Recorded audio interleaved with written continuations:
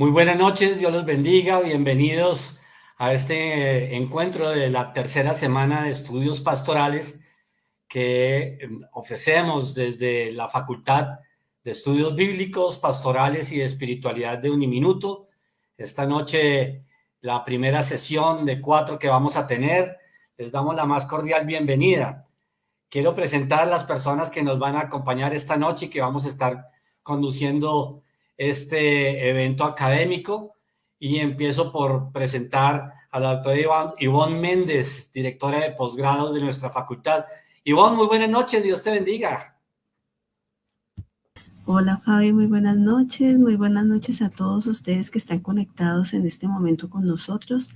Le damos las gracias por haber atendido esta invitación y sobre todo por reunirnos en torno a un tema tan importante que es pensar nuestra pastoral y cómo poder responder de manera adecuada y asertiva a cada una de las necesidades de nuestras comunidades. Muchísimas gracias, Fabi. Bueno, aquí muy contentos de iniciar esta tercera edición de la Semana de Estudios Pastorales. Esta noche, que es la primera sesión, nos acompaña la doctora Carolina Bacher desde Buenos Aires, en Argentina. Buenas noches, Carolina. Buenas noches a cada uno, a cada una. Muy agradecida por esta invitación. Muchísimas gracias, Carolina. Bueno, nosotros acostumbramos a iniciar todos nuestros eventos académicos, bien sean los cursos, los diplomados, los simposios, los distintos actos académicos con una oración, porque sabemos que estamos sirviendo al Evangelio, sirviendo a la palabra, sirviendo al Señor, y que este servicio académico de formación pues nos sirva para crecer en la fe, para servir de una manera más fiel, más auténtica al amor que el Señor nos ha dado, y corresponder de esa manera. Ya se están uniendo varias personas a través de los canales de nuestra facultad, del canal de YouTube, del canal de Facebook Live de nuestra facultad.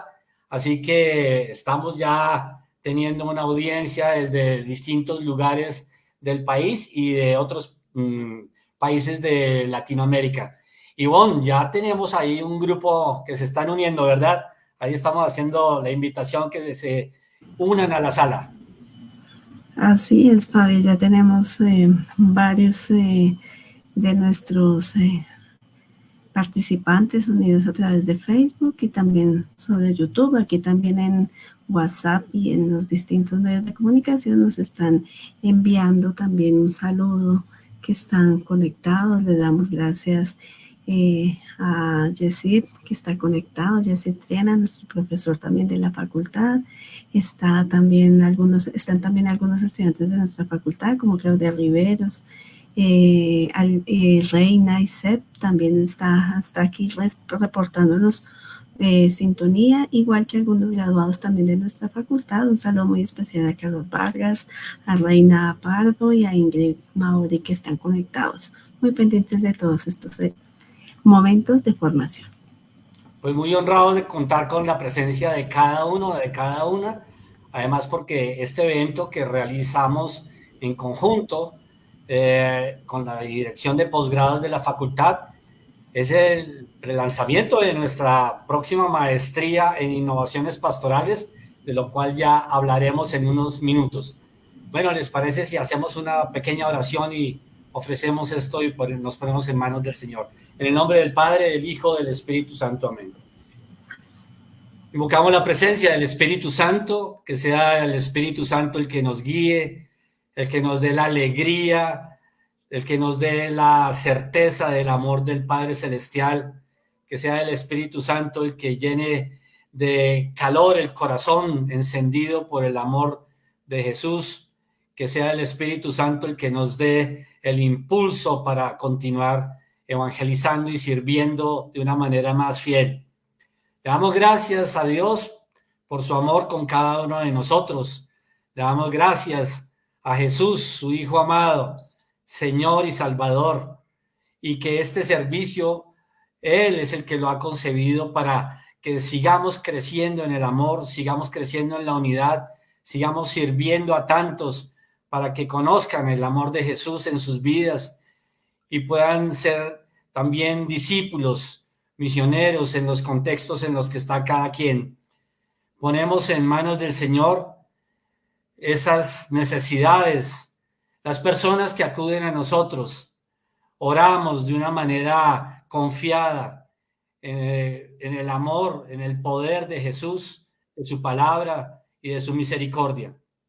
Y que esta semana de estudios pastorales nos sirva a todos para seguir creciendo, seguir sirviendo, seguir animando la evangelización, seguir en ese camino de discipulado, en ese camino de servicio para dar a conocer a Jesús a todos los que se acerquen y a los que quiera tocar el Señor. Todo esto te lo ofrecemos, Padre Celestial, en el nombre amado de tu Hijo Jesús. Amén. Gloria al Padre, al Hijo y al Espíritu Santo. Como en el principio, ahora y siempre, por los siglos de los siglos. Amén. Pues muchísimas gracias.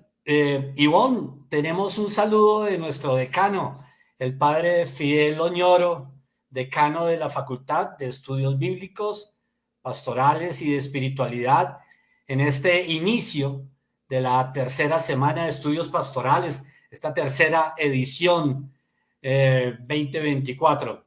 ¿Te parece, Ivonne, si compartimos este saludo de nuestro decano? Claro que sí, Fabio, es un saludo muy especial y también muy motivador. Aquí vamos entonces.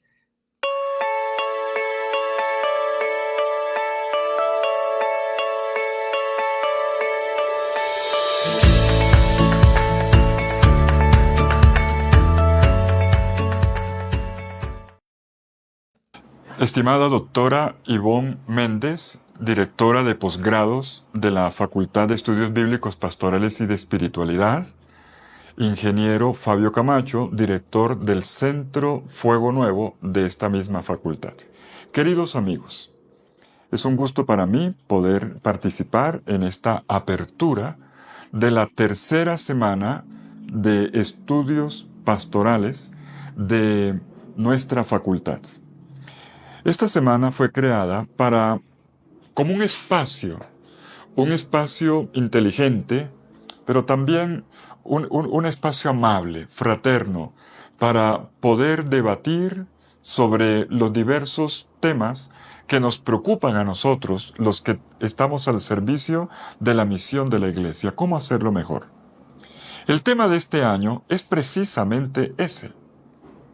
Esta semana se ocupa de la pregunta: ¿cómo podemos hacer mejor la pastoral?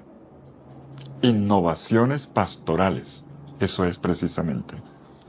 Creo que ustedes y yo estamos de acuerdo en que hay cosas, nuestra manera de hacer la pastoral necesita ser reformulada en muchos aspectos. Creo que todos estamos de acuerdo en eso. La misma Iglesia, en los últimos años, desde el Concilio Vaticano II hacia acá, trata de preguntarse una y otra vez: el problema no es el mensaje, no está en el Evangelio. El problema está en nuestra manera de trabajar. Y yo lo compararía con la parábola propuesta por el mismo Jesús. La semilla es buena, pero ciertamente la semilla cae en diversos campos, puede ser recibida o no, pero también se juega el arte del sembrador. El problema no es la semilla, el problema es el sembrador. Y esto se puede ver en nuestra manera de hacer, por ejemplo, la pastoral de jóvenes, la pastoral de la catequesis, la pastoral litúrgica, la pastoral de los enfermos, la pastoral social. Todos los ámbitos de la vida humana son un campo de pastoral. Y sentimos insatisfacciones. ¿Por qué los grupos se acaban? ¿Por qué la gente reclama formación, por ejemplo? ¿Por qué sentimos que, sobre todo en la misión pastoral misionera, hay campos donde no hemos logrado entrar adecuadamente o el Evangelio no está siendo esa sal y luz que por naturaleza es? El problema no es la palabra, somos nosotros. Y por eso la pregunta que les planteamos, la quiero leer porque ustedes están aquí porque escucharon esta pregunta. La pastoral pide cambios profundos. ¿Cómo hacerlo? Esta semana vamos a abordar el tema desde 2 ángulos, 2 por cada noche. El primer ángulo es el ángulo de la pregunta, el segundo el de la respuesta. Primero vamos a tratar de entender el fenómeno, entender el problema. Y por eso en esta primera noche nos acompaña nuestra querida doctora argentina, Carolina Bacher, con el tema Preguntas claves para innovar la pastoral en una iglesia sinodal. Y desde esta misma perspectiva, continuando todavía en la problematización, quien sabe plantear bien la pregunta, sabrá dar mejor la respuesta, ¿sí o no? El padre Jaime Mancera retomará la cuestión de la problematización con la urgencia de las innovaciones pastorales en los tiempos actuales. Y aquí, ya nomás con este título entendemos que estamos dando el puente, haciendo el puente hacia la respuesta. Y la segunda perspectiva que nos ocupa en esta semana, la respuesta, la hacemos de 2 maneras. Una respuesta que visualizamos es la formación. La formación. Para esto nos va a acompañar en la tercera noche el padre Fabio Antunes, nada más y nada menos. El padre Fabio Antunes es un sacerdote brasilero. Él es actualmente el director del CEBITEPAL, el Centro Bíblico Teológico Pastoral de América Latina, al que le tenemos mucho afecto. Entonces, con la ayuda del padre Fabio vamos a mirar el tema de la formación y para terminar, vamos a estudiar un caso concreto. El minuto de Dios, y no lo digo de forma autorreferencial, ni más faltaba, lo digo con humildad. El minuto de Dios, desde que existe hace 70 años, ha querido emprender un ejercicio de innovación pastoral. Salirse un poco de los esquemas, pero no porque sí, sino porque pensamos que hay mejores maneras de hacer la pastoral, de llevar la palabra de Dios. Minuto de Dios no solamente son las casas. Minuto de Dios es todo un ecosistema de pastoral. Y eso es lo que queremos profundizar en la última noche. El minuto de Dios, vamos a llamarlo así, es un laboratorio. Un laboratorio de innovaciones pastorales. Y para esto nos acompaña un especialista en el tema, un hombre muy del minuto de Dios, que lo conoce muy por dentro, pero un especialista en innovaciones, que es Juan Fernando Pacheco, quien es actualmente el rector del Parque Científico y de Innovación Social de Uniminuto. Mis queridos amigos, con estas palabras les doy la bienvenida. Espero que estas noches en que nos planteamos la pregunta, ¿cómo hacer mejor la pastoral? Convencidos de que la pastoral necesita replanteamientos, las necesita. ¿Cómo podemos hacerlo mejor? Con la ayuda de nuestros ponentes, pero sobre todo con las reflexiones que ustedes van a ir haciendo en la medida en que avancemos. Los invito a chatear, a escribir, a participar, a interactuar, a preguntar, a hacer foro. Que esta semana de estudios bíblicos, de estudios pastorales, tengo la Biblia en la cabeza siempre, que esta semana de estudios pastorales sea realmente el foro que todos estamos esperando para reencantarnos con la pastoral y para que con las manos de todos podamos vivir fielmente la misión que Jesús nos encomendó. Vayan y hagan discípulos a todos los pueblos, bautizándolos en el nombre del Padre, y del Hijo, y del Espíritu Santo. Y aquí que yo estoy con ustedes todos los días, hasta el fin del mundo. Muchas gracias.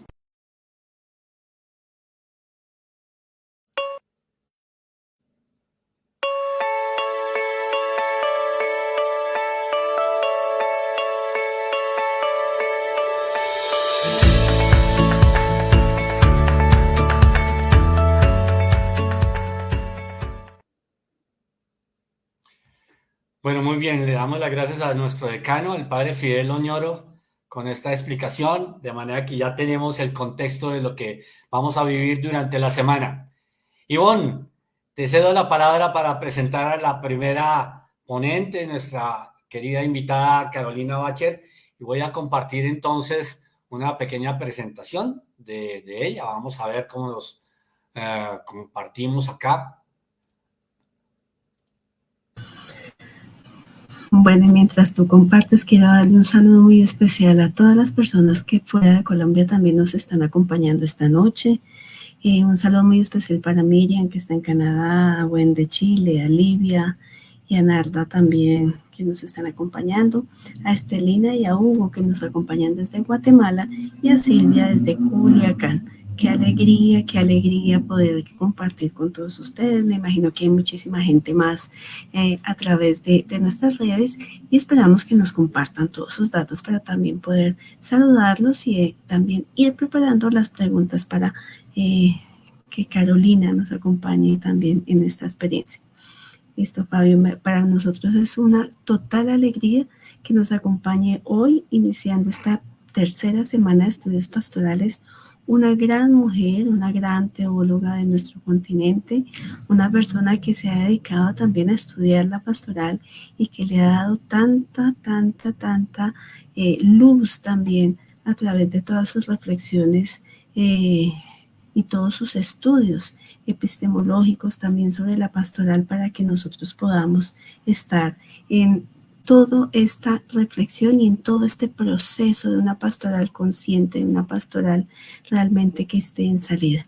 Entonces, miramos el perfil de Carolina, por favor, Fabio. Lo estoy compartiendo. ¿Me dices, por favor, si lo están viendo? Sí, no lo estoy viendo en este momento. A ver, entonces vamos a compartir.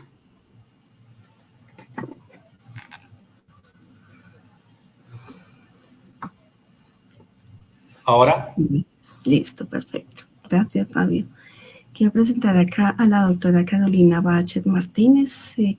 Ella es doctora en Teología Pastoral de la Universidad Católica de Argentina, especialista en organizaciones sociales y educativas, y es profesora asociada de la Facultad de Teología de la Universidad Católica de Argentina.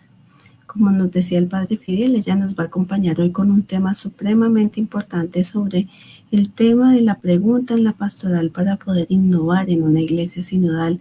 Y con esto, Carolina, te agradecemos el hecho de que nos hayas acompañado en esta noche y sobre todo darte la palabra para seguir enriqueciéndonos con todas esas experiencias y con todos esos procesos que tú has hecho para poder reflexionar acerca de este tema. Carolina, bienvenida a esta tu casa, un minuto, y bueno, te cedemos la palabra y te damos muchísimas gracias por estar nuevamente con nosotros.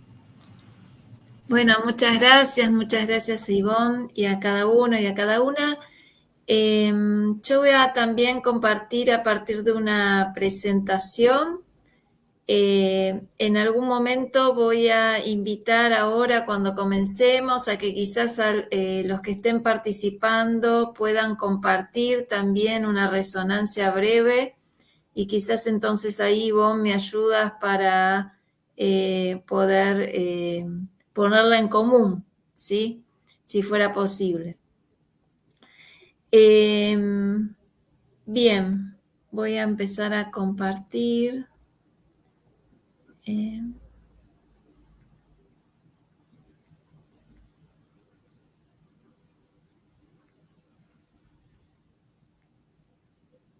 Ustedes me confirman si se está viendo bien.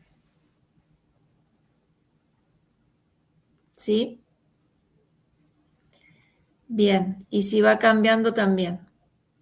Bueno, sí, muy entusiasmada de que como venían haciendo la introducción, esta conciencia de la necesidad de hacerse preguntas, ¿no? Es decir, la pregunta nos orienta las respuestas. Depende de las preguntas que tenemos, son los caminos que tenemos posibilidades de transitar. Esto no es nuevo. Acá comparto una expresión de Paulo Freire, ¿no? Que la importancia del sujeto es que vaya descubriendo esa relación dinámica, fuerte, viva, entre palabra y acción, entre palabra, acción y reflexión. De tal manera que las respuestas ya de cierta manera incluyen la acción que provoca la pregunta. Ahí vemos algo constitutivo entre la pregunta y la reflexión y la acción. Por eso nos interesa partir de una reflexión sobre la pregunta misma. Puede haber preguntas que están interesadas y puede haber preguntas para que la realidad dé de sí. Esto nos ayuda a reflexionar Pedro Trigo. Es decir, quizás nosotros mismos decimos, pero si nosotros siempre empezamos a reflexionar en la pastoral con alguna pregunta, ¿no? Siempre hay algo que nos inquieta, siempre hay algo que nos mueve a pensar, a actuar, a cambiar. Entonces hacemos muchas preguntas. Pero acá el alerta es que hay preguntas que pueden no ser las preguntas adecuadas.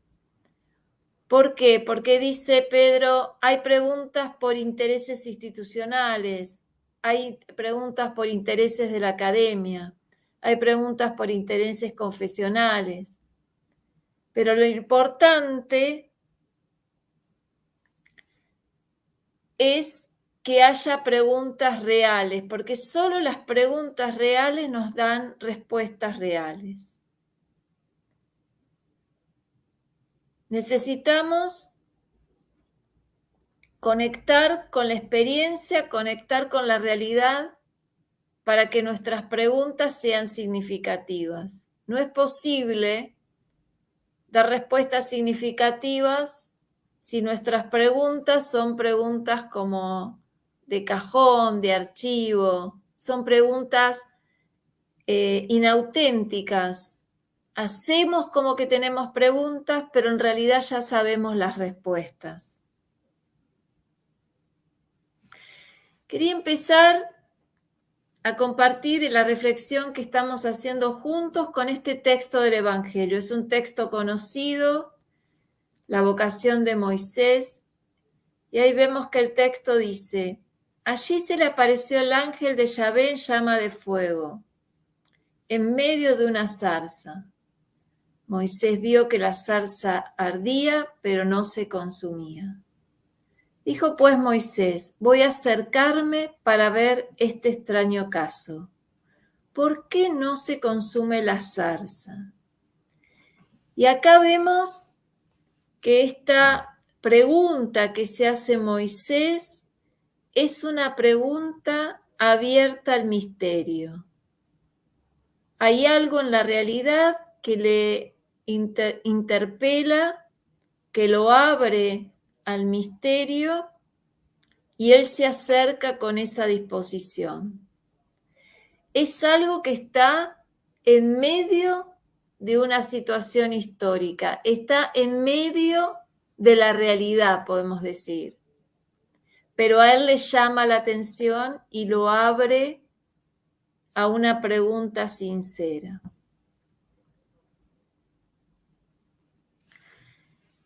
Si hay alguien que sabía hacer preguntas y se dejaba interrogar por los demás, es Jesús.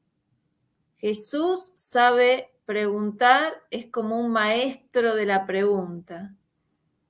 Lo vemos en los evangelios sinópticos, hay gran cantidad de preguntas y también lo vemos en el evangelio de Juan. Ahora, ¿para qué pregunta Jesús? No pregunta para que los demás digan respuestas sabidas, no pregunta para que le digan lo que él quiere escuchar. Él pregunta para promover el diálogo y sobre todo en esa conversación, esa creatividad que estimula que se descubran los nuevos caminos y las nuevas maneras de ver la vida, la fe, la imagen de Dios. Acá hay un punto importante porque estamos suponiendo que todos estamos compartiendo el sentido de la palabra pastoral, pero me gustaría no darlo por supuesto, porque pueden estar escuchándonos desde distintos lugares, de distintos trayectos formativos, y a veces entendemos la pastoral solo como lo que hace un sujeto en particular, que es el pastor, ¿no? Y una actividad pastoral, que sería la cura de almas, o algunos sujetos en particular, los agentes pastorales y que hacen la animación pastoral, ¿no? Destinado al pueblo de Dios. Y eso está bien, eso históricamente también ha sido así, pero el Concilio Vaticano II recuperó un sentido más amplio de la categoría pastoral, y es que interpretó la pastoral como la relación de la Iglesia con el mundo. Por lo tanto, el sujeto de la pastoral es todo el pueblo de Dios. Y su acción es toda la acción eclesial, con el interlocutor que es toda la humanidad. Ahí vemos cómo estoy usando palabras de Carlos Gali, también un gran pastoralista latinoamericano, cómo esto es un sentido ampliado de la pastoral. Y en ese sentido, vemos que hay un concepto restringido que queda inserto en un concepto ampliado. Y por lo tanto, la pregunta pastoral se va a desdoblar y una queda inserta en la otra. Habrá como dos dimensiones de la pregunta pastoral, y eso me gustaría que empezáramos a pensarlo y a compartirlo. Va a decir Pedro Trigo que si hay algo que caracterizó el concilio, sobre todo en los últimos documentos, él va a decir los documentos más maduros son los que le atribuye el cierre del concilio, sobre todo, a Agathon Spes y a Dei Verbum. Dice, sobre todo ahí, el concilio mantuvo una apertura genuina, haciéndose realmente las preguntas de la época. Acá me avisan que solo se ve la primera diapositiva. A ver si podemos. Sí, solo se ve esta fija. Y si la pones en modo presentación, por favor. Es lo que yo creía que estábamos haciendo. A ver, vamos a dejar de compartir.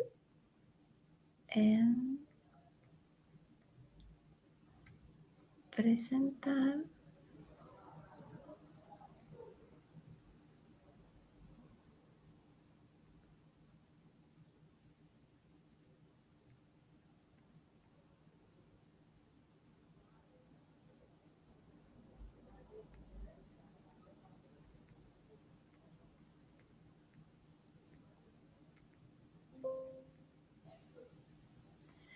No, a ver, vamos a esperar un minutito.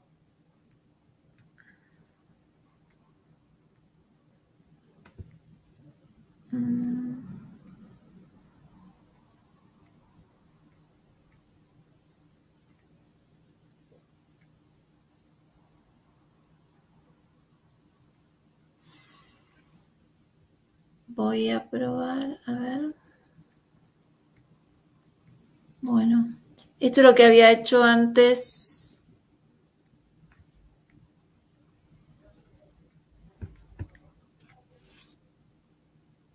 ¿Así se ve? No. ¿Se ve el cambio?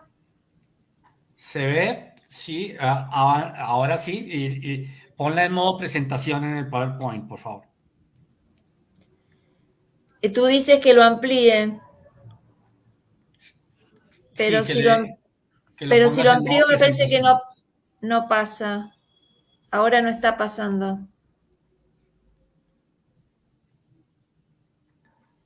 Ahí estamos viendo la que dice, decite cuál es tu pregunta, de Pedro Trigo. Perfecto, entonces no voy a poder ampliarlo, o lo voy ampliando y... Bueno, ahí volvemos. Estaba comentando el sentido ampliado y el sentido restringido, ¿sí? De la categoría, ¿esa se está viendo ahora? De la categoría. Y compartíamos acá la reflexión de Pedro Trigo sobre la apertura genuina que tuvieron los padres conciliares a hacerse preguntas, ¿no? No eran falsas preguntas, no hacían preguntas para decir lo que ellos querían. ¿Y eso cómo se ve? Porque hay algunas preguntas que encontraron respuestas y hay otras preguntas que quedaron abiertas, cuestiones que ellos no pretendieron resolver de una manera absoluta.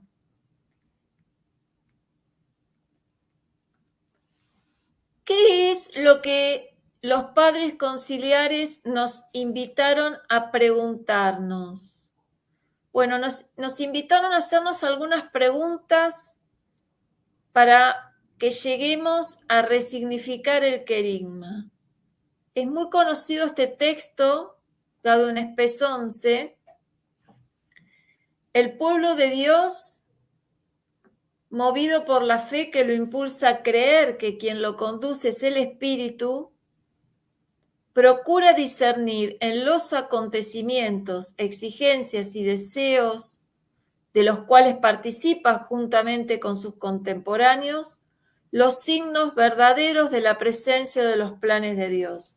Y esto, que es un texto muy conocido para nosotros, y sabemos que está refiriendo a los signos de los tiempos, me interesa subrayar algunos puntos. Hay tres textos en Gaudium et Spes que refieren al concepto de signo de los tiempos, Gaudium et Spes 4, 11 y 44. Nosotros nos vamos a detener en el 11 y en el 44.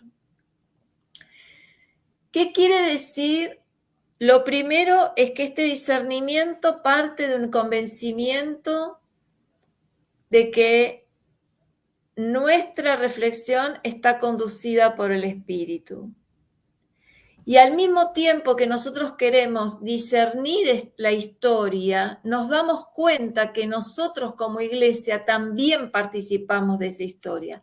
No es que estamos haciendo un discernimiento solo de lo que pasa en el mundo, sino que nosotros, encarnados en el mundo, entonces también tenemos y vivimos esas transformaciones culturales. Ahora, en medio de eso, de esa ambigüedad de la historia, nosotros a la luz de la fe somos capaces de percibir signos de la presencia o de los planes de Dios. Y en el fondo, ¿cómo se perciben esos signos? Se perciben porque tenemos signos del reino, ¿no? Es ese núcleo de positividad que está traccionando la historia hacia su destino escatológico. Díganme si acá se está viendo bien. Es la plaquita de Gaudium et Spes 44.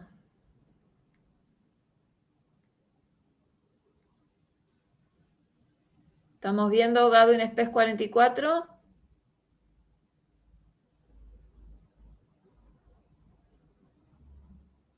Bueno, confiemos que sí. Este es otro de los textos y nos da otro aporte. ¿Para qué nosotros hacemos este discernimiento de la historia? Todo el pueblo de Dios, pero especialmente los pastores y los teólogos. ¿Por qué escuchamos las voces de nuestro tiempo? Ahora también en los procesos sinodales estamos tratando de escuchar las voces de nuestro tiempo y discernirlas a la luz de la palabra. Porque es la forma en que nosotros logramos percibir mejor la verdad revelada, entenderla mejor y expresarla en la misión de una manera más adecuada.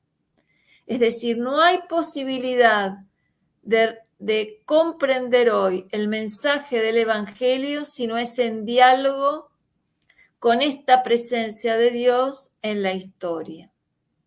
Lo voy a formular en estos términos. Hay dos dimensiones de la pregunta pastoral. Una dimensión que tiene que ver, y acá voy a citar Gaudium et Spes 1, con los gozos y las esperanzas, las tristezas y las angustias de la humanidad de nuestro tiempo, sobre todo de los pobres y de cuantos sufren. Y hay una pregunta que tiene que ver con eso mismo, pero haciendo eco en nuestra experiencia y respuesta pastoral. Los gozos y las esperanzas, las tristezas y las angustias de los discípulos de Cristo. Solo de esta manera la comunidad cristiana reunida en Cristo, guiada por el Espíritu hacia el Padre, logra comunicar esta buena nueva de salvación hoy. No es posible comunicarla hoy a todos sin este proceso de hacer eco en nuestro corazón con lo que pasa en la historia. Por eso el concilio proclamó esta íntima y realmente solidaridad entre el género humano y la Iglesia, ¿no?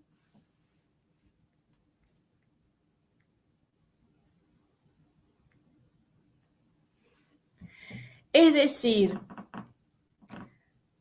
esta experiencia de discernimiento es una experiencia comunitaria. Y es una experiencia comunitaria a la cual el teólogo se pone al servicio de esta experiencia. Y va a decir Pedro Trigo, la comunidad cristiana tiene derecho de pedirle al teólogo que tematice lo que le preocupa o dinamiza. Y acá fíjense que están las dos dimensiones.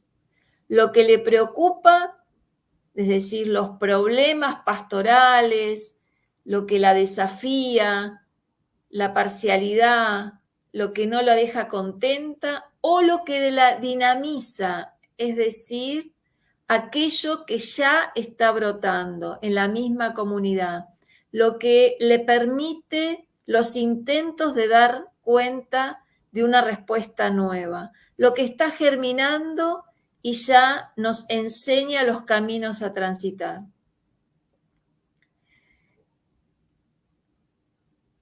Al mismo tiempo que el teólogo o la teóloga responde a estas inquietudes de preocupación y de frutos ya sembrados en las respuestas pastorales, él también o ella van a brindarle a la comunidad una perspectiva crítica. ¿Desde dónde? Bueno, desde la tradición, desde el diálogo interdisciplinario. Lo va a ayudar a que lo que no ve se vea un poquito mejor. Lo va a ayudar a la comunidad a que aquello que está brotando y floreciendo se consolide y se multiplique.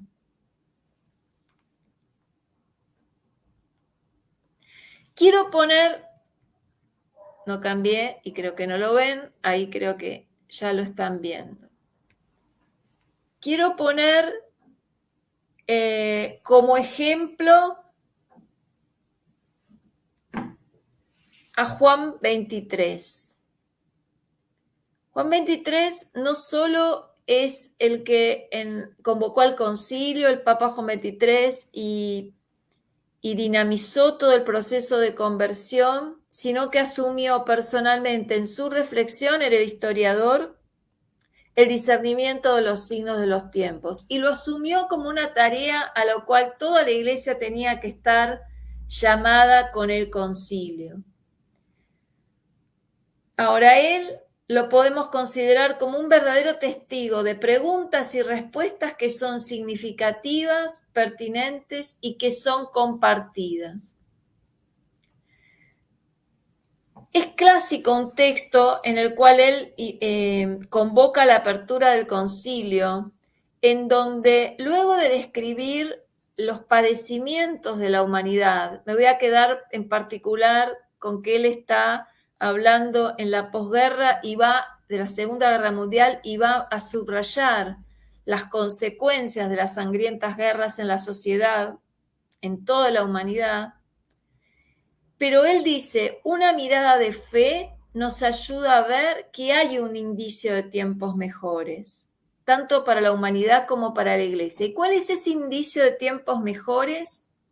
La sed de paz. Quiero marcar este binomio. Hay consecuencias de las sangrientas guerras y en medio de ese proceso surge un núcleo de positividad que le da esperanza, la sed de paz. No está justapuestos, no son dos realidades distintas, una positiva y una negativa, sino que en medio de esa ambigüedad de la historia, él sabe distinguir en medio del sufrimiento algo positivo. Ahora, ¿qué hizo Juan 23 con esto que descubrió? Bueno, lo que hizo es releer el Evangelio a la luz de esta clave y proponer a Jesús como príncipe de la paz. ¿De qué manera? Bueno, en su caso, elaborando la encíclica Pacem in Terris, que acabamos de celebrar el año pasado, un significativo aniversario. Y entonces ahí vemos una estructura de una pregunta pastoral. Nosotros vemos una lectura de la historia que lo que nos lleva es a reconocer el drama de la historia, pero también con ojos de fe, a la luz del Espíritu y de la palabra, ver que Dios sigue comprometido con esa historia, sembrando con su presencia una transformación positiva en la línea del reino. En este caso, la paz, un gran signo mesiánico, la paz. Había sed de paz. Y vemos como ahí él vuelve y logra resignificar el querigma para las personas, para la humanidad contemporánea, y les anuncia a Jesús como príncipe de la paz. Por eso lo puede anunciar de una manera renovada y significativa, no solo a través de la encíclica, sino, como van a decir varios autores, a través de su misma praxis, su misma práctica. Esto entonces nos lleva a reflexionar la adecuación o inadecuación de una práctica pastoral, que es una pregunta, ¿no? Decían ahí en la introducción el rector, ¿qué estamos haciendo bien? ¿Qué estamos haciendo mal? Solo puede establecerse a la luz de dicho discernimiento histórico, el cual se ubica como un punto de partida y apoyo de los demás discernimientos pastorales. Es decir, ¿qué hacemos bien o qué hacemos mal? No puede ser resuelto solo en diálogo con el Evangelio o pidiéndole a la gente que opine qué le gustaría más de la iglesia, sino que necesitamos llegar a la raíz de cuáles son las pistas que Dios ha sembrado en esta misma historia ambigua y que nos permiten resignificar el Evangelio para hoy. En definitiva, es el Espíritu que llama al Espíritu. El discernimiento pastoral requiere esa doble fidelidad entonces. Fidelidad a la presencia de Dios en la historia y fidelidad a la presencia de Dios en el Evangelio. Es en dicha convergencia en la que cristaliza el criterio de discernimiento que va a interpelar a la comunidad eclesial y la trae hacia la conversión. Es decir, ¿por qué somos capaces de cambiar? Somos capaces de cambiar porque descubrimos juntos en un discernimiento compartido lo que Dios nos pide. Pero lo que Dios nos pide no es un discernimiento que está ensimismado en una conversación interna en la misma iglesia, sino que Dios también nos pide, no solo desde el Evangelio y nuestra experiencia comunitaria, sino a través de su presencia en la historia. Es cuando se articulan estas tres presencias, entre otras, es en donde se articulan las presencias de Dios hoy, en donde surge el criterio de discernimiento que nos ayuda a revisar nuestras prácticas, de tal manera que realmente nos preguntemos, ¿cuál es el rostro de Jesucristo que el mundo es capaz de reconocer hoy como respuesta a sus anhelos más profundos? ¿Qué es lo que hemos de abandonar porque desdibuja esa imagen? ¿O qué estamos llamados a mantener y a potenciar porque lo expresa?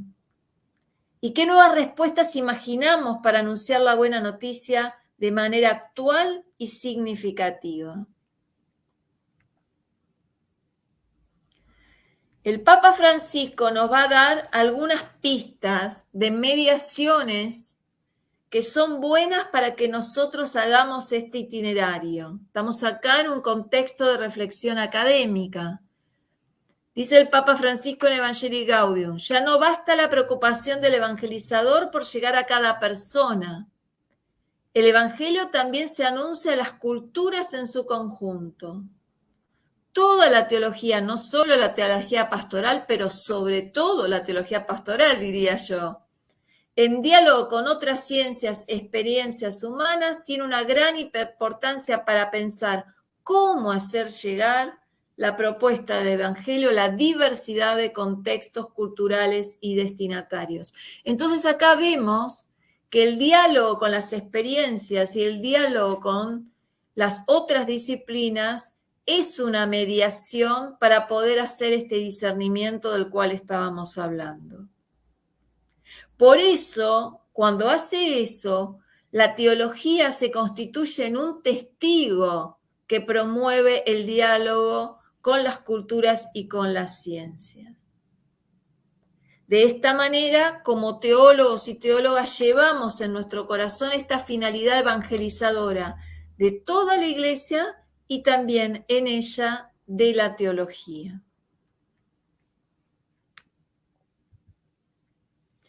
¿Cómo tienen que ser nuestras preguntas?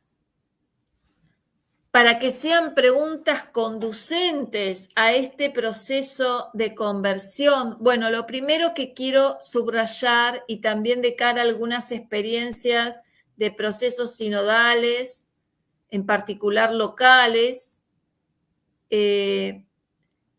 la pregunta pastoral tiene que ser una pregunta sincera. No es que los teólogos, la autoridad pastoral, los ministros ordenados, hacemos una pregunta para acompañar un proceso de la gente, pero que en realidad nosotros ya sabemos la respuesta.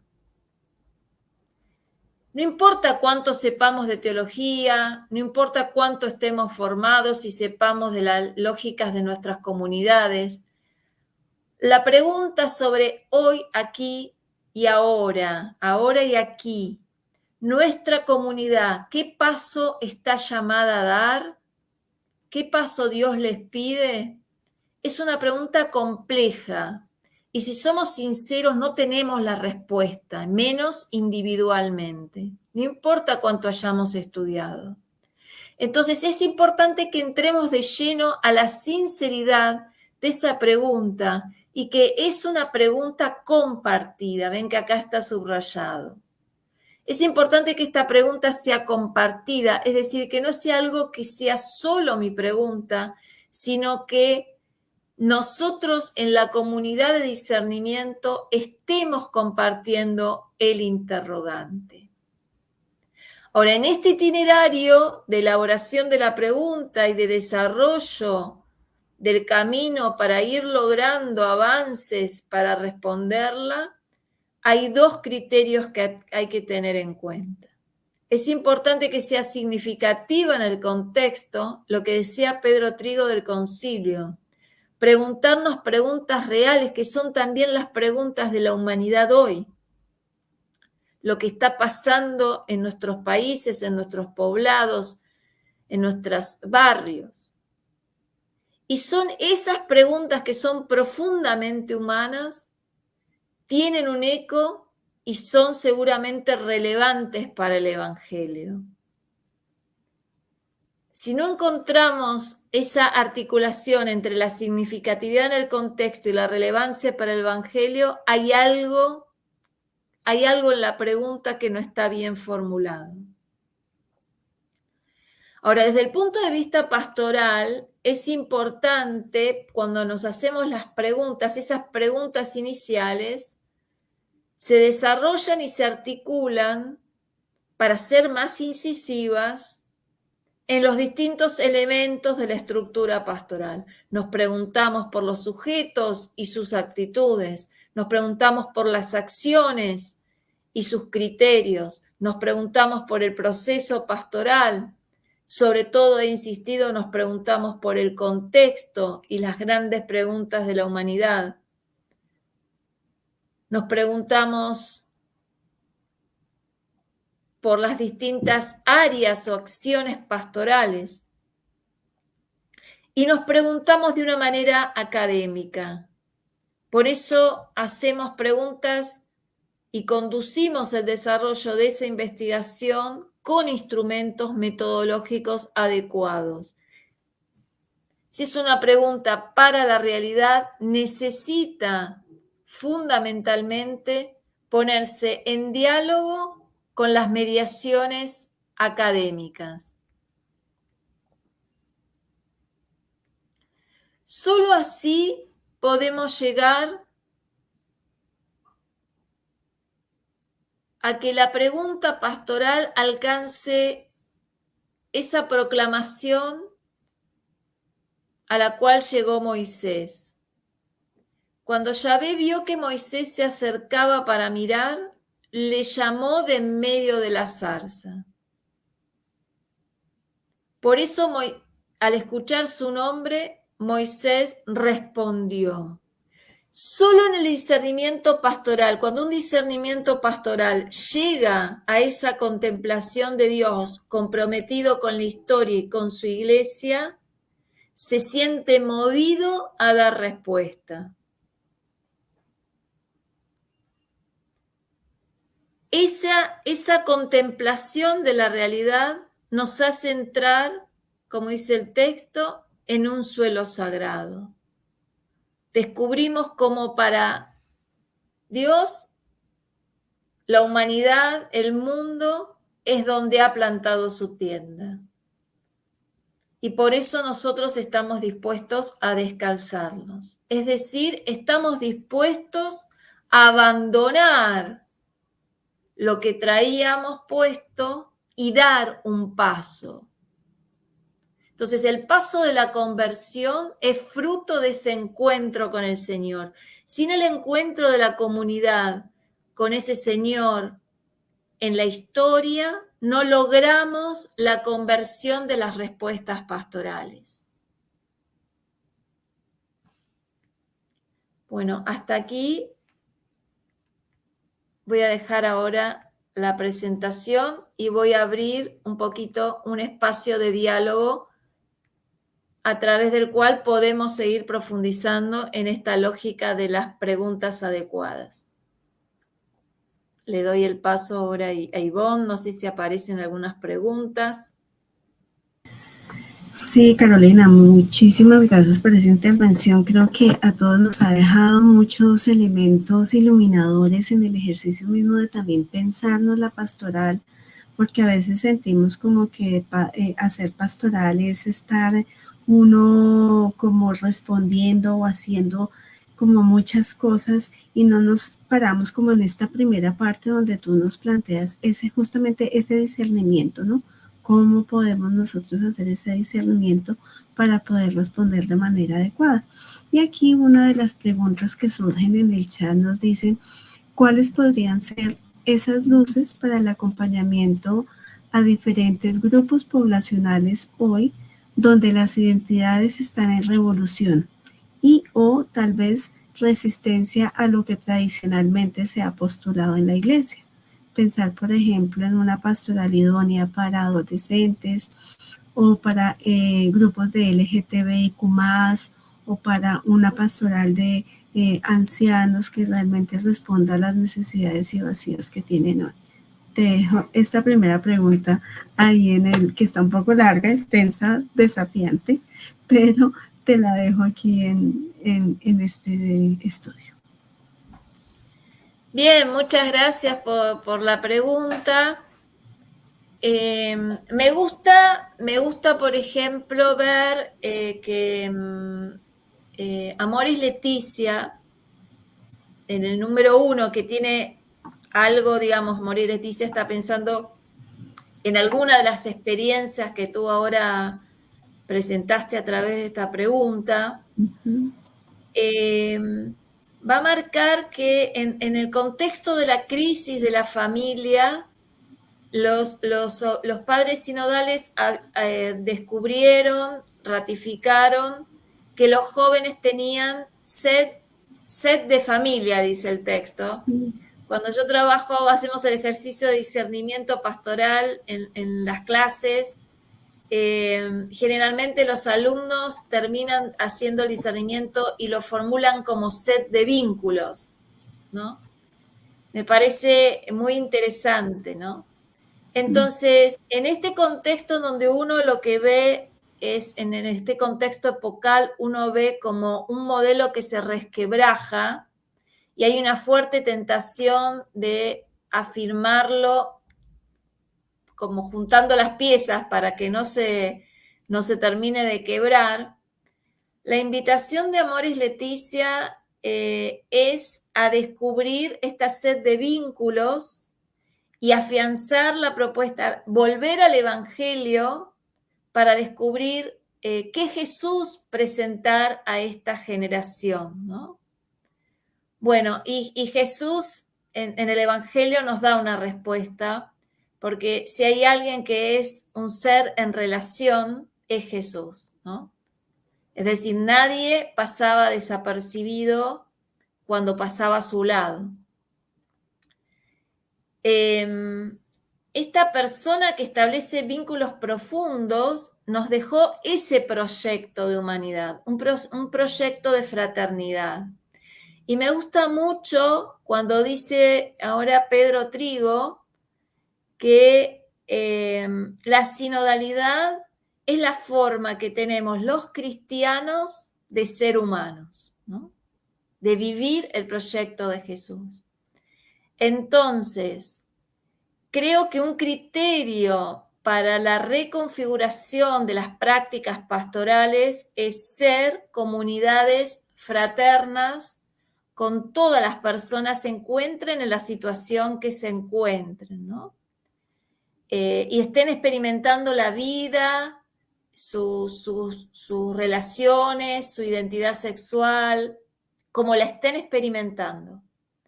Ser fraternos con las personas en el lugar donde estén es el mayor testimonio de este Jesús que apuesta por los vínculos y que es capaz de sostenerlos, porque nuestro Dios es un Dios fiel al amor que nos ofrece, ¿no? No es un amor condicionado, es un amor fiel y misericordioso. ¿Qué es misericordioso? Es eso. Hace llover, hace salir el sol sobre buenos, justos, injustos. Es decir, es fiel en su amor, ¿no? Entonces, la Iglesia está llamada en este contexto de transición y de gran configuración de las subjetividades, está llamada a ser testigo de esta fidelidad del amor de Dios y del compromiso por la humanidad. Entonces, todas las variables pueden ser vistas así. La sinodalidad es una gran respuesta, hablaste de la tercera edad, las personas mayores, una gran respuesta a la soledad en las ciudades. Nosotros venimos de este proceso de que antes, hace 50 años, el 30% de la humanidad vivía en las ciudades y ahora el 70%. Pero la vida en las ciudades cada vez más se configura como una vida unipersonal. Se habita de manera solitaria. Entonces, ser familia en las ciudades, encontrar las modalidades, es una forma de acompañar, por ejemplo, y diseñar una pastoral de la tercera edad. Gracias, Carolina. Creo que has tocado un elemento muy importante y es el tema de los vínculos, que también creo que en esto la iglesia, como iglesia, hemos perdido a veces también esa perspectiva, ¿no? O sea, tenemos como una fe muy individualista y hemos perdido como todo el sentido comunitario, lo que nos lleva a no como a generar esos vínculos en esa perspectiva del amor y de la misericordia de Dios frente al ejercicio que tenemos y desafíos más bien que nos presenta la pastoral en los tiempos actuales, con todas las problemáticas y dinámicas actuales que viven los hombres, niños, mujeres, ancianos de nuestro mundo contemporáneo. Entonces te agradezco muchísimo porque creo que es un elemento muy clave para el ejercicio de reflexionar y de pensar la pastoral. Tenemos una cantidad de preguntas.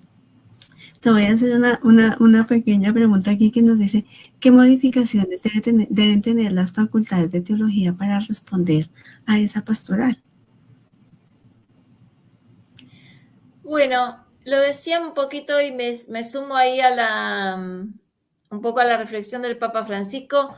Lo primero, la reflexión teológica, y es lo más genuino también de nuestra tradición latinoamericana, necesita afianzar más su vínculo con el pueblo de Dios y con la sociedad en su conjunto y con los desafíos epocales, ¿no? Ese es un gran desafío de articulación, de responder a las preguntas reales. Eso estuve tratando de enfocar un poco la conversación en eso, ¿no? Y acá voy a hacer un poco, voy a poner ejemplos, porque puede haber sonado bonito, pero quiero expresar lo que, mi énfasis, ¿no? Hay preguntas pastorales de primer orden y hay preguntas pastorales de segundo orden. Si nosotros somos, por ejemplo, o sea, a nosotros nos faltan catequistas en una comunidad y hay una pregunta pastoral sobre cómo ampliar y seguir convocando los catequistas, sobre todo los catequistas jóvenes, que muchas veces son los que están faltando en las comunidades. Eso es una pregunta de segundo orden. No es la pregunta pastoral más importante. El año que viene vamos a cumplir 70 años de inicio del CELAM asociado al encuentro de Río, y es muy interesante la reflexión del encuentro de Río, porque la gran preocupación de Río es que faltaban vocaciones sacerdotales hace 70 años. Esa es su gran preocupación. Y el gran giro entre Río, que es del 55, y Medellín, que es del 68, es que Medellín se hace otras preguntas. Y Medellín lo que le está preocupando es la gente en el continente, ¿no? Y la inequidad. Y cómo los cristianos, siendo un continente cristiano, podemos tener semejante inequidad, ¿no? Y cómo la iglesia, sus estructuras, su catequesis, sus sacramentos, se van a reconfigurar para acompañar a esa humanidad herida. Eso le está preocupando a Medellín. Son dos preguntas distintas. Pero en Medellín seguía habiendo pocos sacerdotes, no es que había muchos sacerdotes. Y bueno, le preocupa también. Y en el documento también le preocupa. Sobre los sacerdotes también se hace esa pregunta, pero se la hace en segundo lugar. Entonces, la gran corrección de nuestras preguntas pastorales es qué nos preocupa realmente, ¿no? Cuando nos preocupa en primer lugar la iglesia, no estamos siendo fieles al giro del concilio, porque el concilio lo único que intenta hacer es descentrar la iglesia. La iglesia se convierte cuando se descentra hacia el reino y se entiende como mediación. Y las mediaciones son históricas y pueden estar hoy y pueden haber menos, y Jesús hace con poco hace mucho. No necesita demasiado. Ese es el principio del evangelio, del reino. Entonces, cuando nuestra preocupación está sobre nosotros mismos, exclusivamente en primer lugar, ya es una pregunta pastoral inadecuada. Si está en primer lugar, no quiere decir que no tenga que aparecer la pregunta, pero es una pregunta de segundo orden. Y eso es el énfasis que quiero marcar, porque es el giro del concilio. Es que la iglesia se descentra de sí misma. No sé si estarán de acuerdo, pero...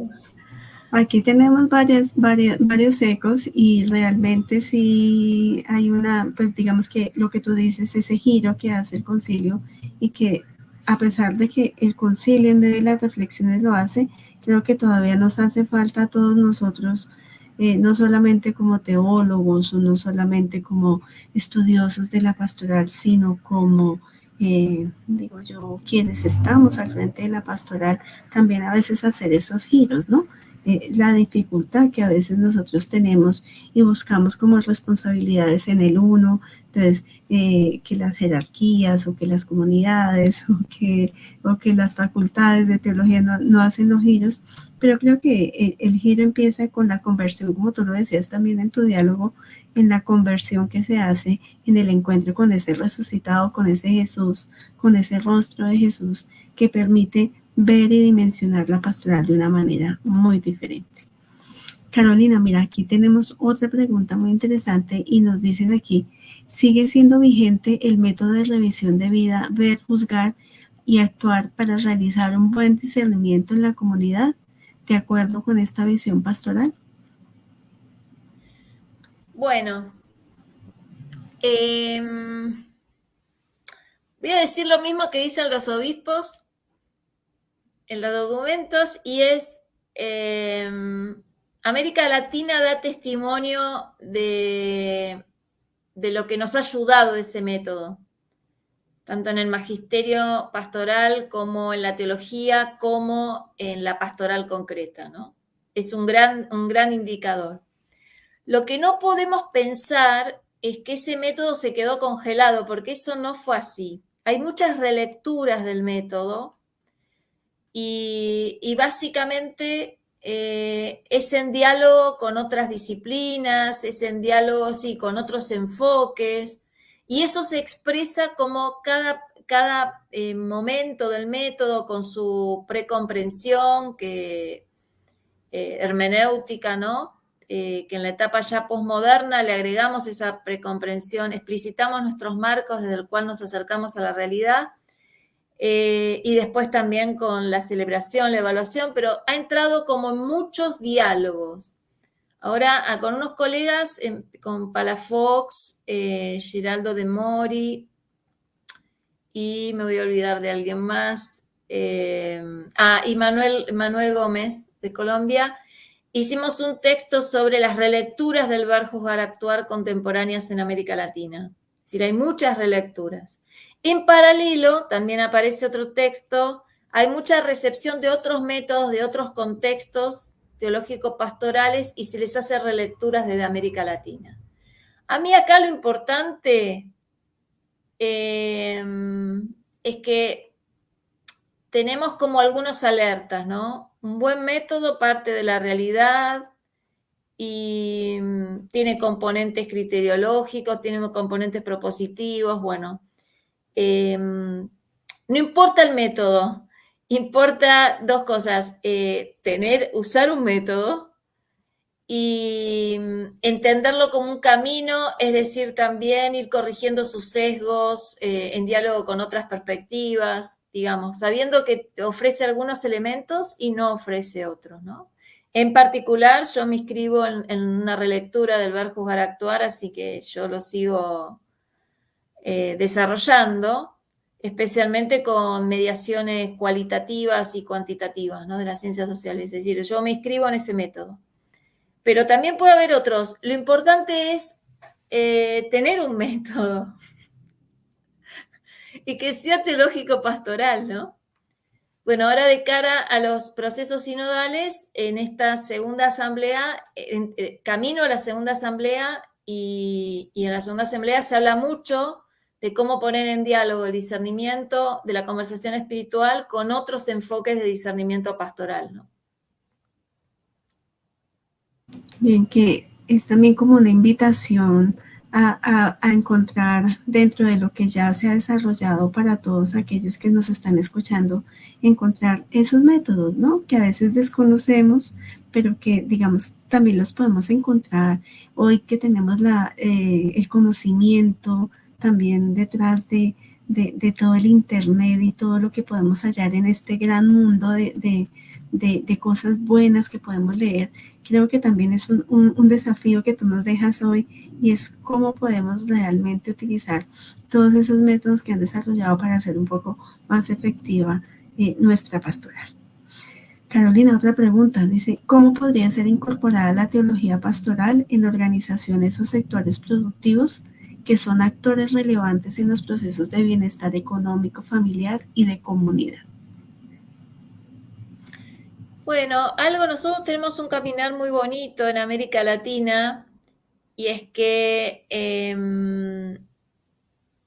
digamos, hay un diálogo recíproco. Nosotros recibimos, por ejemplo, la planificación pastoral surge de las experiencias de pastoral social, de Cáritas, en la década del 60.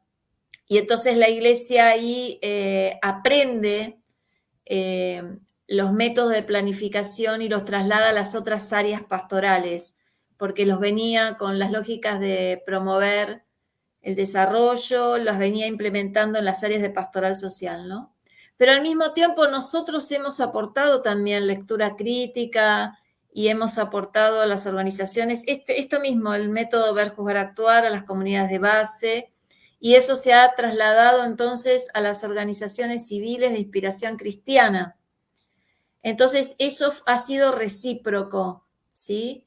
Y ha posibilitado, confluencia de múltiples autores, pero por ejemplo, yo empecé con Paulo Freire, ¿no? La educación popular, teología de la liberación, planificación pastoral, han sido mediaciones para las comunidades de base centrales en la defensa de los derechos, en la defensa del medio ambiente. Es muy bonito, por ejemplo, los testimonios de la página del Sínodo de la Amazonía, de las figuras de laicos, de religiosas, de religiosos, de sacerdotes comprometidos durante muchos años con la Amazonía, ¿no?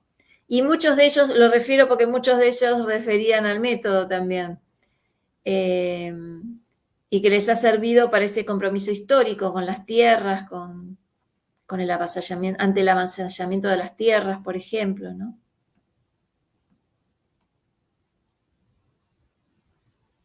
Que eso permite pues también darnos como otros elementos claves de poder como relacionarnos, ¿no? La iglesia y todos los otros sectores productivos, que creo que es un llamado que hemos tenido desde hace mucho tiempo y que a veces nos da miedo como salir, ¿no? A pesar también que el Papa permanentemente nos habla de una iglesia en salida, de salir como de esos lugares también de confort, pero nos cuesta todavía, y creo que esto también es otro desafío que tú nos planteas con nuestra charla de hoy.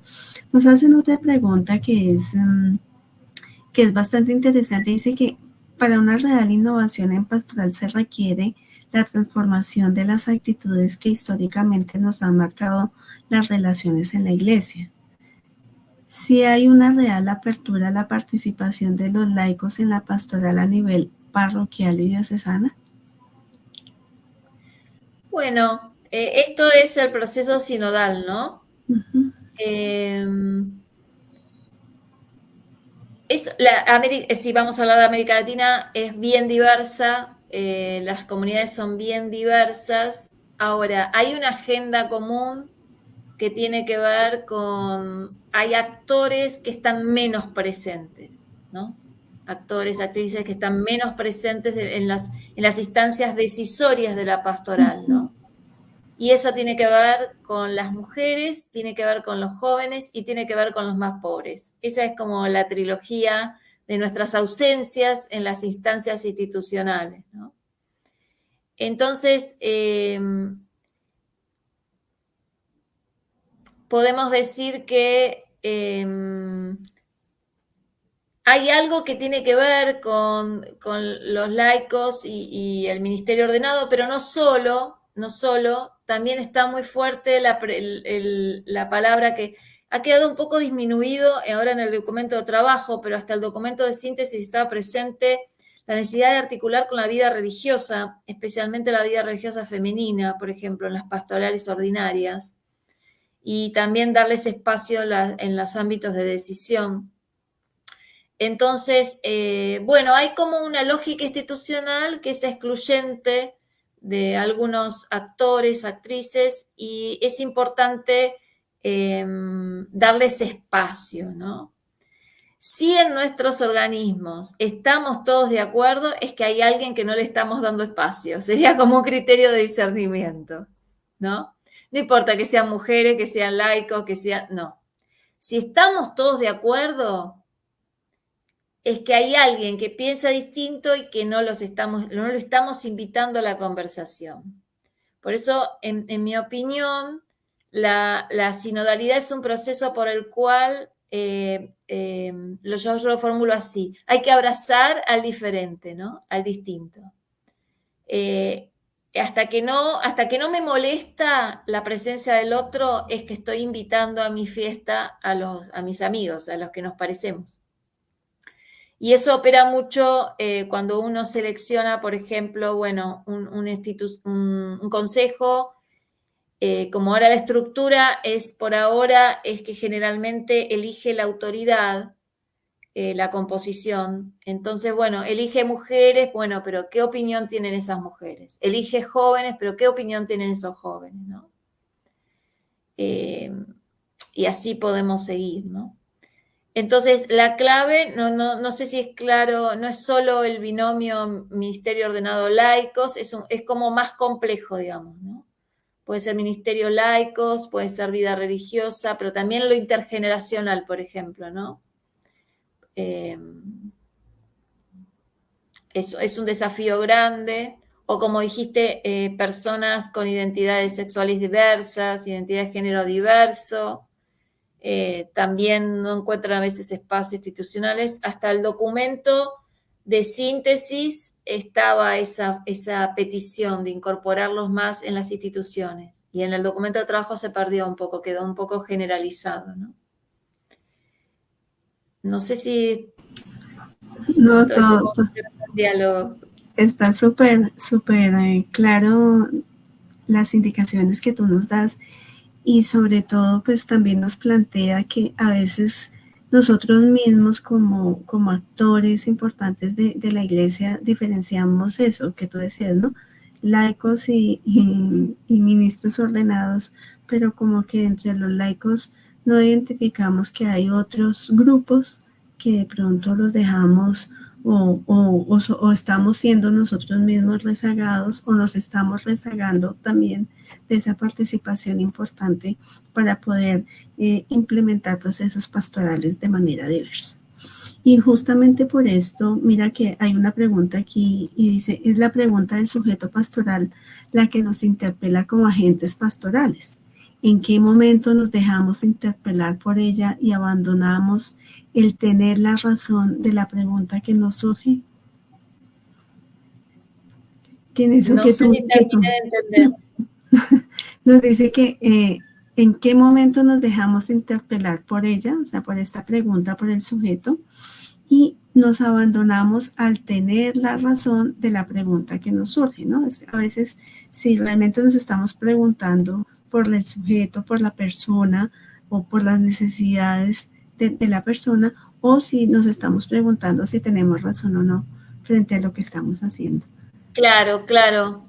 Sí, por eso yo creo que el momento en que nos olvidamos de los sujetos y de las preguntas reales, tiene que ver cuando comprendemos como que la conversación es exclusivamente entre nosotros en los procesos sinodales, ¿no? Por eso ahí la historia opera como un tercero. Bueno, cuando hablamos de que la Trinidad es nuestro ícono, nuestro paradigma de la sinodalidad, siempre estamos hablando de un tercero, de tres, ¿no? Entonces, ¿quién hace de tercero? Es la historia el que hace de tercero. Solo cuando... Y ahí me gusta como la imagen de la famosa discusión para la comprensión del matrimonio. Esta discusión si era prioritario, si el matrimonio era el fin primario o el fin único era la procreación o la unidad, o eran dos objetivos o era uno. Bueno, eso pasa con comunión y misión, ¿no? Parece que algunos quieren darle una prioridad absoluta a la misión y se olvidan de la experiencia de comunión. Algunos, al mismo tiempo, solo quieren la experiencia de comunión y se olvidan como del servicio, de la apertura a la fraternidad universal. Es decir, son las dos cosas, ¿no? Entonces, la pregunta por el sujeto nos ayuda a entender que no es una cuestión de mirarnos entre nosotros, sino de mirar juntos en la misma dirección, ¿no? Juntos, estamos juntos, y todos los que estemos con ese proyecto entran a la conversación. También, aunque no sean iglesia, ¿no? O que sean de otras tradiciones cristianas, o que sean de otras religiones, aunque no sean creyentes, pero si estamos en el horizonte del reino, si estamos en ese proyecto, si miramos juntos ese horizonte, estamos invitados a la conversación. Cuando solo nos miramos entre nosotros, ahí se pierde. Si perdemos el tercero, si perdemos esa referencia, nos ensimismamos y son lo que opina uno y lo que opina otro, ¿no? Parece como hay que llegar a un punto medio. Bueno, en el Evangelio nunca está ese criterio de discernimiento del punto medio, ¿no? Está el criterio del reino. Si hay que dejarlo todo, hay que dejarlo todo. No es una cuestión de punto medio. Pero como nos perdemos el eje del reino, nos quedamos como tirando de una cuerda entre nosotros. Bien, gracias. Mira, hay otra pregunta que nos dice, ¿cómo difundir e implantar la fraternidad en nuestras comunidades y en nuestros trabajos? Que es supremamente difícil, ¿no? O no sé, a veces más bien confundimos la fraternidad con una ausencia de pronto de conflicto, ¿no? O sea, como que consideramos que la fraternidad es el mundo ideal, pero pues bueno, no sé, nos dejamos iluminar por ti. No, bien, Ivonne, como tú dices, primero no comprendiendo que la fraternidad es ausencia de conflicto, porque esa será la fraternidad escatológica, la fraternidad histórica ya la vivió Jesús y es una fraternidad frágil, ¿no? Pero en la fragilidad, esa presencia del Espíritu se va haciendo espacio y tenemos esas experiencias de salvación comunitaria, podemos llamar, ¿no? Esa experiencia de estar en casa en algún momento, en algunas experiencias comunitarias, ¿no? Entonces, primero eso, ese horizonte de realidad. Después, bueno, también si hacemos un poco de diálogo con otras disciplinas y podemos recurrir al diálogo con las teorías de liderazgo, vemos que en los liderazgos hay dos como ejes. Uno es el focalizarse en la tarea y otro focalizarse en las necesidades de la comunidad, ¿no? Y eso, bueno, eso necesita ser como combinado. Podemos decir que una comunidad necesita en algún momento las comunidades necesitan cierta focalización en la comunidad y no en la tarea. Esta tensión comunión misionera tiene que ver con eso. Comunidad es necesidad de relación y tarea, y misión es tarea. Y por momentos hay que darse cuenta de qué se necesita aquí y ahora. Más atención a los vínculos, más atención, más descentralización de los vínculos hacia la tarea compartida. Bueno, ese es un ejercicio de discernimiento comunitario, pero que también las personas que se van haciendo cargo de la comunidad, sean ministros ordenados, sean laicos, vida religiosa, pero es hacerse cargo, tener un proceso, un rol de animación, necesitan estar compartiendo esos discernimientos. Aquí ahora, ¿cuál es el énfasis que esta comunidad necesita para crecer, ¿no? Para ser más fiel a Dios? Entonces, bueno, es como la vida de cada uno, ¿no? No vamos necesitando todo el tiempo lo mismo. Vamos necesitando vemos en los proyectos formativos esto de lo integral, pero lo integral a veces en los procesos tiene distinto énfasis. La composición del día tiene distinta asignación de horas y eso también le pasa a la vida comunitaria. Cierto, y digamos que dentro de esos elementos claves también de la pastoral, ese caminar juntos, que es también como todo ese elemento clave de la sinodalidad, es aprender a caminar a diversos ritmos de paso, digámoslo así, como con ese sentido mismo que tiene el hecho de caminar, ¿no? Es poder de pronto andar rápido cuando podemos, pero también en el momento que tenemos que estar un poco más lentos, pues también poderlo hacer y en ese mismo sentido pues nos vamos construyendo comunitariamente, nos vamos construyendo el uno al otro para crear de pronto esos elementos claves de una fraternidad que no va en una única dirección, digámoslo así, aunque el horizonte de la pastoral es muy claro, como tú lo decías hace un momento, que es el reino de Dios y digamos como todo ese ser iglesia en un momento histórico también que responde justamente como a esas necesidades, pero también es como nosotros ese horizonte único está no centrado en un único, digamos, como en un único líder al que debemos seguir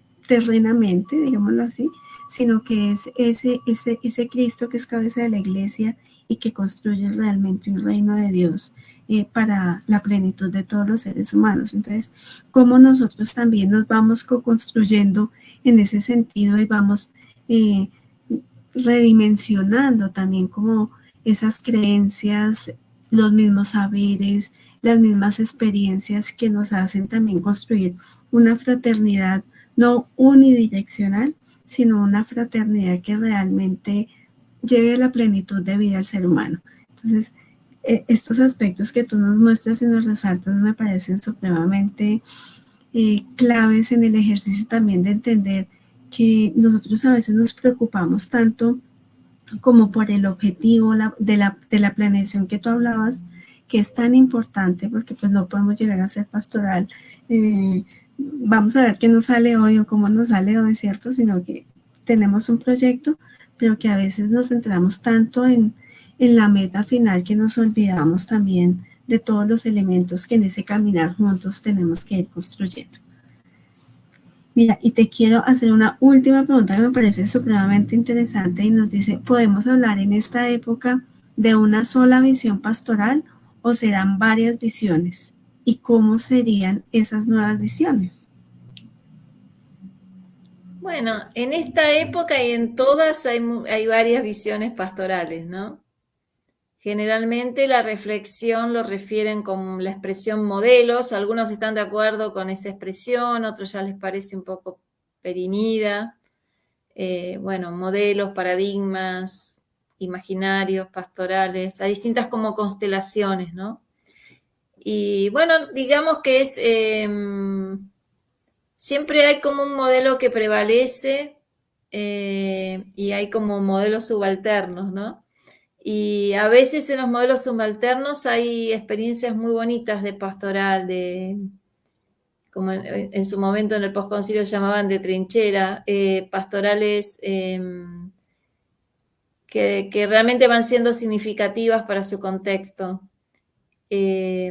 Así que sí, es un gran tema, no nos quedan muchos minutos, así que, pero es un gran tema para seguir explorando, ¿no? Seguramente seguirán explorando en los próximos encuentros. Claro que sí, Carolina, y creo que hoy nos has dejado muchos puntos de reflexión, de podernos pensar también desde dónde podemos justamente como innovar, como transformar, como convertirnos en ese sentido de la pastoral, cómo poder también empezar a construir realmente una pastoral que cambie la dimensión misma de la iglesia en este momento histórico y cómo cada uno de nosotros somos un elemento clave e importante en ese cambio y en esa transformación. Y te agradecemos inmensamente porque creo que nos has dejado como 10 desafíos mínimo en todo este ejercicio para poder también empezar a generar nuevas dinámicas y nuevos procesos de pensarnos de una manera distinta a partir justamente de esa relación que tenemos con ese Jesús, con ese resucitado, que si no llega y transforma nuestra vida, como tú lo decías, no podemos hacer como ese giro, digamos, epistemológico, ese giro comunitario, ese giro eclesial que requerimos hoy para realmente vivir una verdadera iglesia sinodal.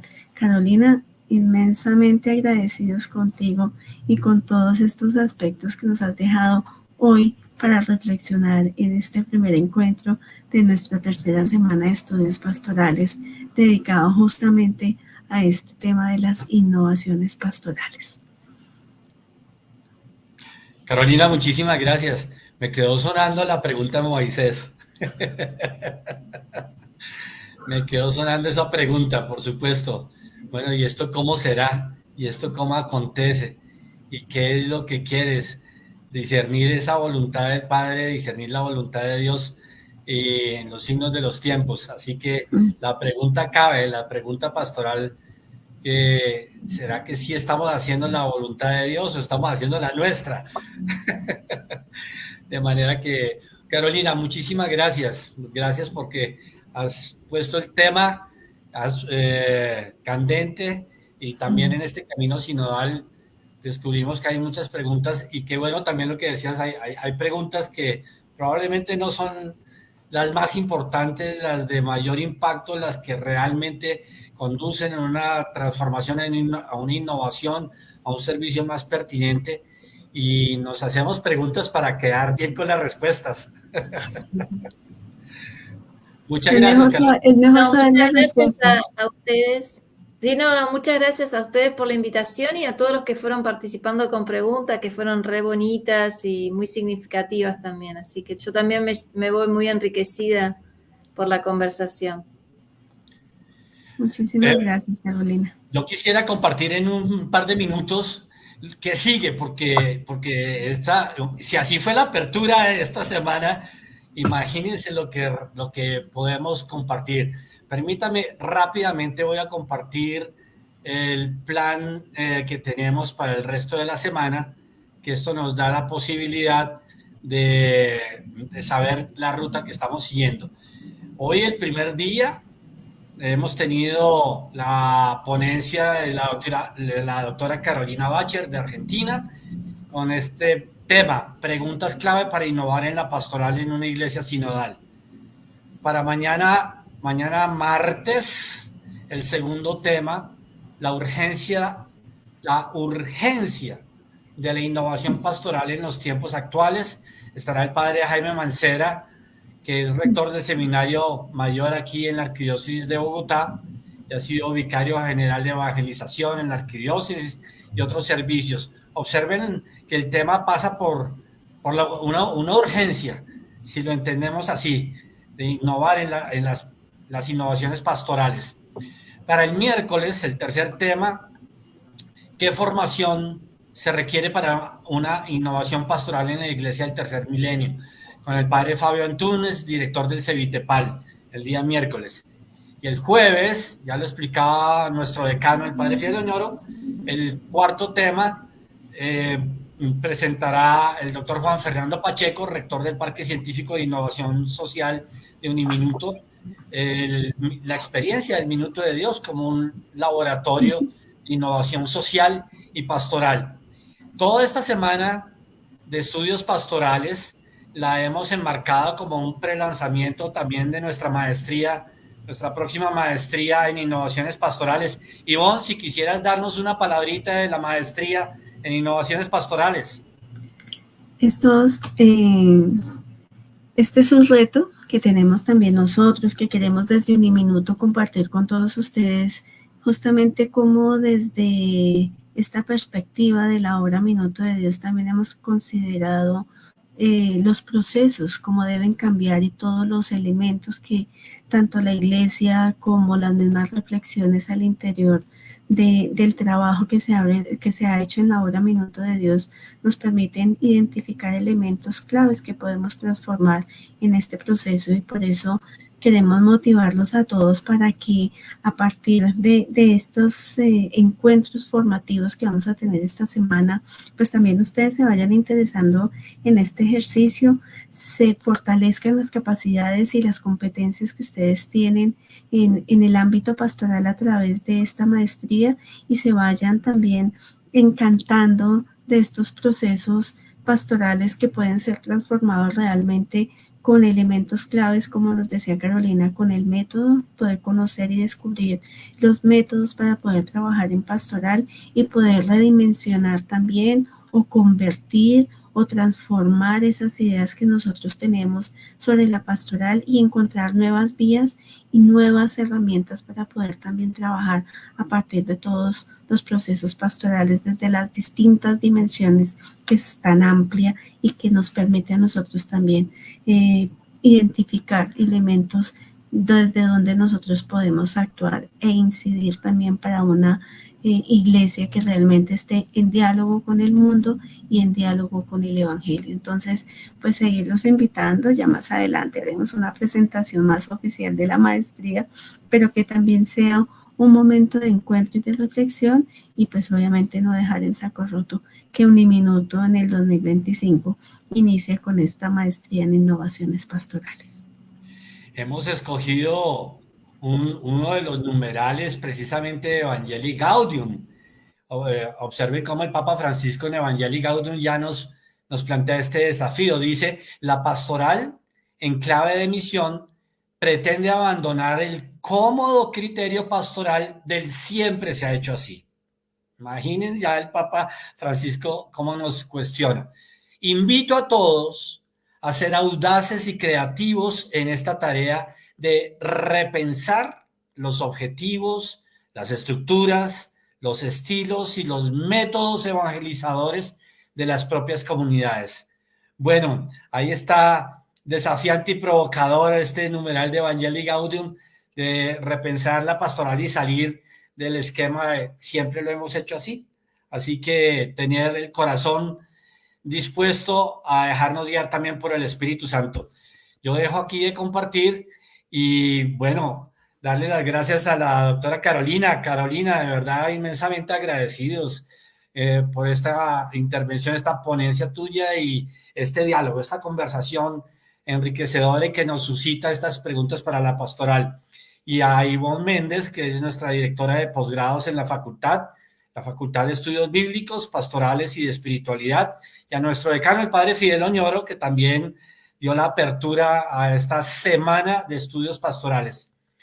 Pues les agradecemos muchísimo, Carolina. Ivonne, si quieres cerrar entonces esta primera sesión.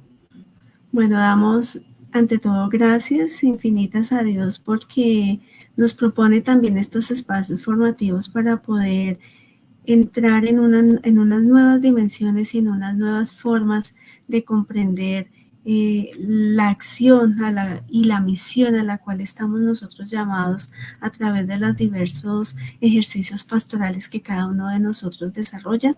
Agradecer infinitamente a Carolina porque también a través de sus palabras y a través de sus enseñanzas nos permitió comprender todas estas dimensiones y nos planteó una cantidad de retos para poder seguir en esta búsqueda de una iglesia nuevamente en diálogo con el hombre, con la mujer, con los niños, con los jóvenes, con los adultos y con otro tipo de formas de sentir y de vivir la vida.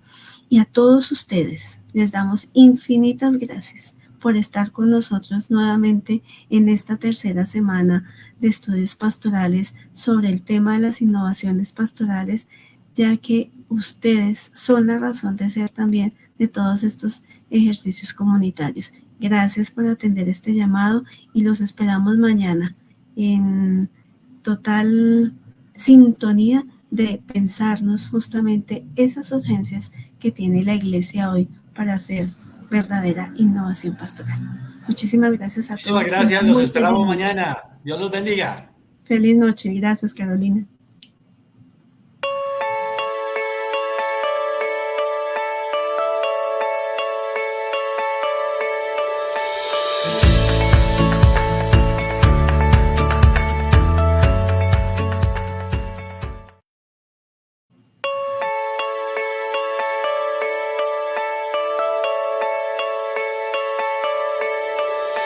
Thank you.